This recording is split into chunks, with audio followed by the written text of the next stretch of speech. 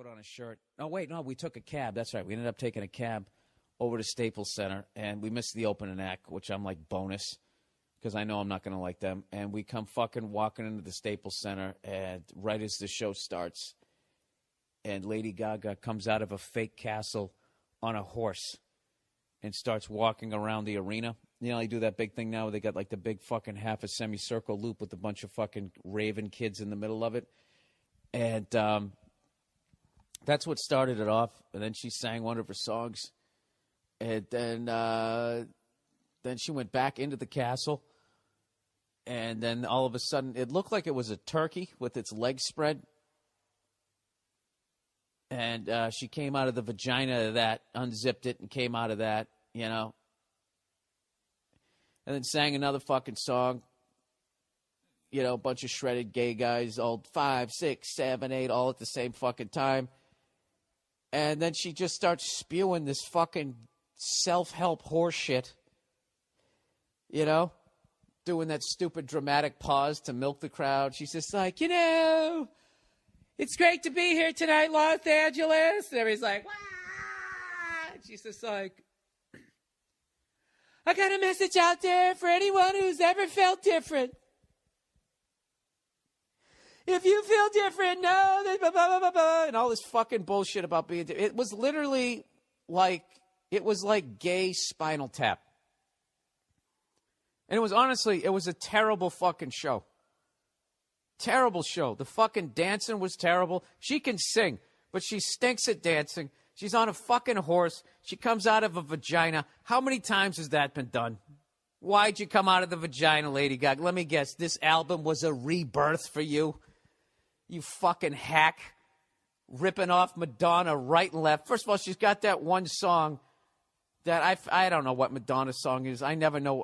Whenever I hear it, I start singing the other Madonna song. She's ripping off Madonna right down. She had a black Jesus. And the crowd's eating it up. And at first I'm like, you got to be fucking, she's doing the black Jesus thing? Like a prayer? Am I the only guy? And I looked around. I was like, oh, my God, I'm old. I'm old. I'm fucking old. And I'm sitting there, and all I want to do is just start trashing. I want to start heckling, which I did a couple times. And Nia just gave me the look, and I was like, I can't ruin this for her. She was going to go here with somebody else who was going to be waving glow sticks, and I agreed to come here. I can't be a cunt. So I'm not going to lie to you. I sat down after the first fucking song, and it was really difficult to listen to. It was really fucking annoying. Way more annoying than I thought it was going to be. I thought it was going to be all right, you know. Still going to be on some level. I'll appreciate it. This is pop shit. I can try to come here and enjoy this shit. And it just really wasn't a good show. I can't fucking. Oh, with the stupid dramatic pauses. Why do singers always have to look up in the air halfway through a sentence and just get another applause break? I saw a band the other night in this little fucking club, and the guy was doing that. He was like, you know, this is the first time.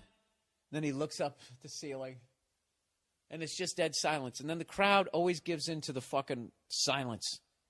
I don't know if they feel uncomfortable with it, and they just feel they have to fill it up by going, woo! And then the guy finishes the sentence, that we've been in Los Angeles in 3 years. It's like, why couldn't you just complete that sentence? Why couldn't you just go, hey, you know, this is the first time we've been in Los Angeles for like 3 years. And we're happy to be back because you guys are great fans. You could do that in like fucking, what was that? How long did it take me to say that? 3.5 seconds? It takes him like 30 seconds. Los Angeles is a city.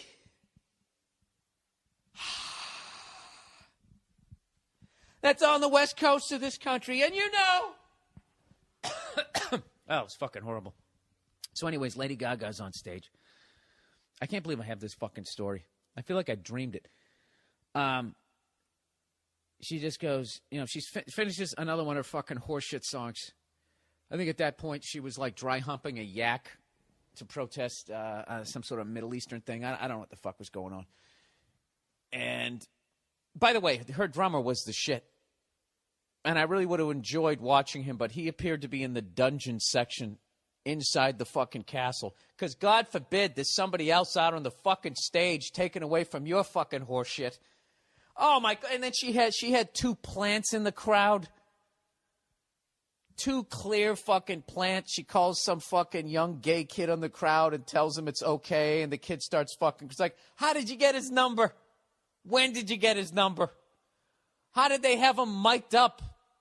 How can I hear this guy clear as fucking day talking into a fucking cell phone that's going through the roof of the Staples Center to outer space, back down to the fucking, through the roof again to Lady Gaga, who's got drapes around her fucking head, right?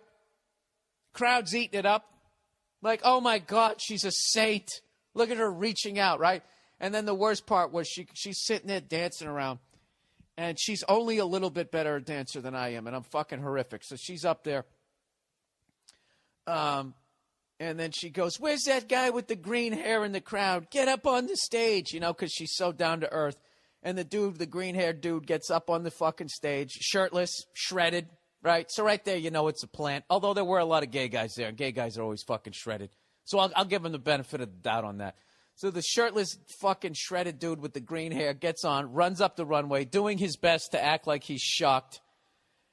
And then they go into this fucking dance routine, and this dude knows every fucking move, right down to when to leave with the other dancers and walk into the castle. It's like, why is he going into the castle? I thought he was just some random guy you pulled out of the fucking crowd. Shouldn't he go back to his goddamn seat? How much of a grumpy cunt am I that I'm really ripping this shit apart? It was fucking, I gotta tell you, I was really disappointed. I felt like I put myself in the headspace where I could enjoy this. I was already 7 beers in. I grabbed a little bit of McDonald's on the way in.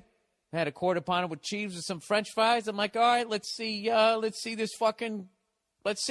I know she can sing, so it should be halfway decent. And it just was, ending the songs and then just sitting there with fucking, every time, drapes around her face. It's like, when are you just going to accept your nose? We get it. You don't like your nose, but you're afraid to get a nose job because you think it's going to change the sound of your voice. Just when are you're sitting there telling all these young gay kids it's okay that they're different, and here it is, you can't even accept your face, walking around like that chick from The Ring, your hair all in your goddamn face. So fucking awful. And finish it every song, and then she just sit there, all wrapped in drapes, and then being all like, breathing into the mic, which was super fucking annoying. And then she was like, I hope you guys are having a good time tonight. Because if you're not, I don't give a fuck. I said, I don't give a fuck. And the whole crowd goes nuts. And then she proceeds to give a fucking speech about how much she doesn't give a fuck. Goes over to another shredded gay guy, fucking backup dancer. You know, hey, fucking soliloquy. Do you give a fuck? He's like, I don't give a fuck either.